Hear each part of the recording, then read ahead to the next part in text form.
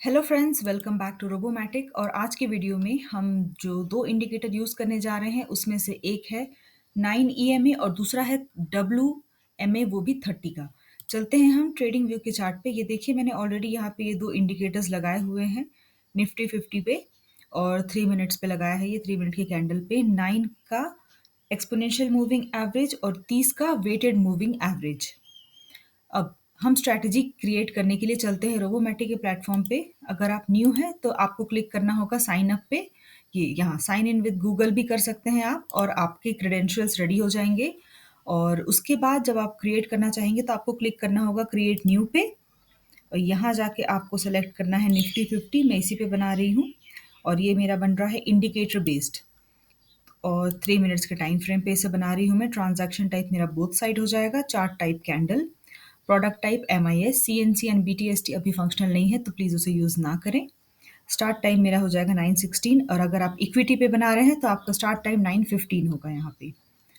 अब जो मेरी लॉन्ग एंट्री कंडीशन है वो क्या है, मैं चाहती हूँ कि मेरा जो मूविंग एवरेज है, एक्सपोनेंशियल मूविंग एवरेज 9 का, जब वो ज़्यादा हो यानी कि हायर साइड पे हो।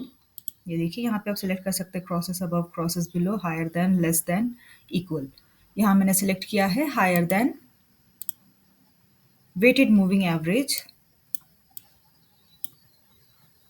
सॉरी,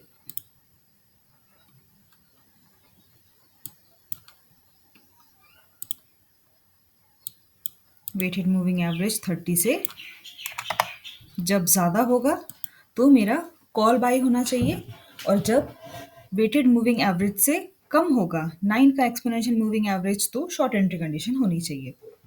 अब एक बार इसे हम समझते हैं यहाँ ट्रेडिंग व्यू के चार्ट पे। ये देखिए, ये है मेरी रेड जो है, ये है मेरी फास्ट मूविंग लाइन यानी कि 9 की एक्सपोनेंशियल मूविंग एवरेज, और ये है हमारी 30 WMA की लाइन, वेटेड मूविंग एवरेज की। तो जब ये 9 हायर देन होगा 30 WMA से, तो कॉल बाई होना चाहिए, और इसका ठीक रिवर्स कंडीशन जब होगा तब पुट बाई होना चाहिए। अब यहाँ पे आप एक बार नीचे आइए, यहाँ आप जब ये इसे चेक कर देते हैं तो आपका जो है प्री पंच SL यानी कि आपका स्टॉप लॉस हिट हो जाता है। कई बार मुझे कॉल आते हैं, कहते हैं कि स्टॉप लॉस हिट नहीं हुआ है, तो आप इस जगह पे इसे चेक बटन पे क्लिक ज़रूर कर दीजिए। आपको ये दोनों के लिए करना होगा, कॉल के लिए भी, पुट के लिए भी, यानी कि शॉर्ट और लॉन्ग दोनों के लिए। अभी फ़िलहाल मैं नॉर्मल एक स्ट्रैटेजी आपको बता रही हूँ, तो उसके लिए मुझे ज़रूरत नहीं है, स्टॉप लॉस मैंने कुछ डाला नहीं है। तो ये देखिए, आप इधर और स्क्रॉल करके आएँगे तो ये देखिए एटीएम पॉइंट, एटीएम यानी कि आपका at the money strike price. जब आप यहाँ क्लिक करेंगे, ऊपर की ओर आप जब जाएँगे तो आपको ITM मिल जाएगा, और आप वहीं स्क्रॉल करके नीचे आएँगे तो OTM आ जाएगा। मैं एक बार फिर दिखा दूँ, ये देखिए, आपको करना होगा scroll towards right hand side. आपको ATM दिख रहा है, आपको यहाँ पे क्लिक करना है, ऊपर पे ITM, और यहाँ आप स्क्रॉल करके नीचे आएँगे तो आपको OTM मिल जाएगा। मैंने अभी टारगेट स्टॉप लॉस कुछ नहीं रखा है, डिफ़ॉल्ट कंडीशंस के साथ ही मैं आगे बढ़ रही हूँ। स्टॉप लॉस यहाँ पे 30 है। आप चाहे तो इसे लेके भी बना सकते हैं, आप चाहे तो इसे 0 भी कर सकते हैं। मैं 30 के साथ ही बनाती हूँ। मैक्स ट्रेड साइकिल में कर देती हूँ 10। इसे सेव कर देते हैं हम। 9 EMA एंड 30 WMA के नाम से। अब स्ट्रैटेजी क्रिएट करने के बाद अगर आप क्रिएट स्ट्रैटेजी पे क्लिक नहीं करेंगे तो आपकी स्ट्रैटेजी जो है वो क्रिएट नहीं होगी, और वो आपको माई स्ट्रैटेजी के अंदर पे नहीं दिखेगा। ये देखिए, मेरी स्ट्रैटेजी हो चुकी है क्रिएट 9 EMA एंड 30 WMA। अब हम इस स्ट्रैटेजी को एक बार करेंगे बैक टेस्ट। ये हम करते हैं एक बार बैक टेस्ट। पहले इसे 3 मिनट के टाइम फ्रेम पे चेक कर लेते हैं। मैं इसे चेक कर रही हूँ 2 जनवरी 2023 से 18 अप्रैल 2024 रन करते हैं। इसी तरह से हम इसे अलग-अलग टाइम फ्रेम पे चेक कर लेंगे। एक बार इसे हम 5 मिनट पे, 10 और 15 पे भी चेक करेंगे। तो ये देखिए, 3 मिनट के टाइम फ्रेम पे हमें मिला है 90K का प्रॉफिट ओवरऑल। ये देखिए, इसकी ट्रेडिंग डेज़ है 311, विन डेज़ 48%, लॉस 52। नीचे देखते हैं, मैक्स प्रॉफिट 17.2K, और इसका मैक्स ड्रॉ डाउन है 22.1K। ये आपको यहाँ पे ईयरली और मंथली ब्रेकअप भी दिखा देगा। ट्रांजैक्शन डिटेल्स में अगर आप क्लिक करेंगे तो ये आपको डे वाइज पूरा दिखाने लग जाएगा। ये देखिए, हर एक दिन का कब एंट्री हुई, कब एग्जिट हुआ, कॉल बाई हुआ या पुट बाई हुआ, ये सारे डिटेल्स आपको इसके अंदर मिल जाएंगे।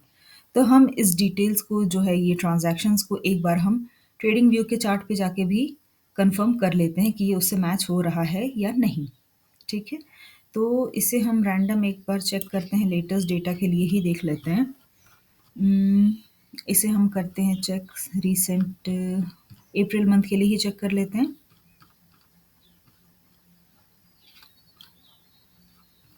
मार्च आ गया, अब हमें देखना है अप्रैल का ना।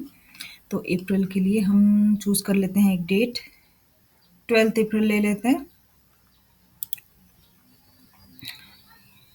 12th अप्रैल पे इसे हम देखते हैं, एंट्री टाइम है इसकी 9:18, एग्ज़िट हुआ है 10:45 पे और इसने बाई किया हुआ है पुट।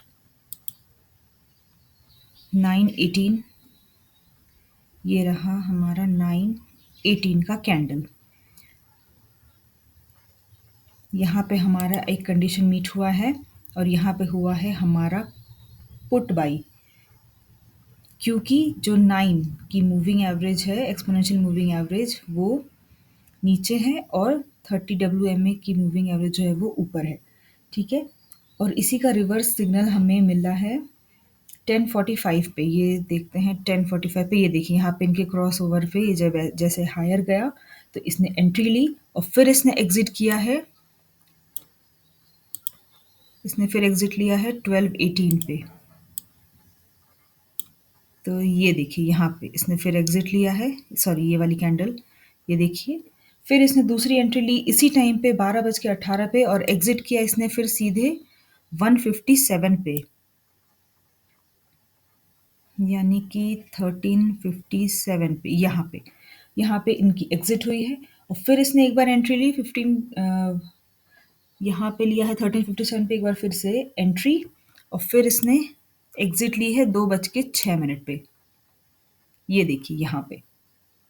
और फिर इसने एक बार एंट्री ली यहाँ पे पुट के लिए, पुट बाई किया 2:06 पे और एग्ज़िट हुआ ये सीधा फिर 3:15 बजे। यहाँ पे आके हो गया वो स्क्वायर ऑफ। तो इस तरह से आप अपने डेटा को क्रॉस वेरीफाई कर सकते हैं। तो इस तरह हमने ये ट्रांज़ैक्शन डिटेल्स तो देख लिया। अब हम एक बार इसे करते हैं 5 मिनट के टाइम फ्रेम पे चेक, फिर इसे 10 और 15 पे भी कर लेंगे।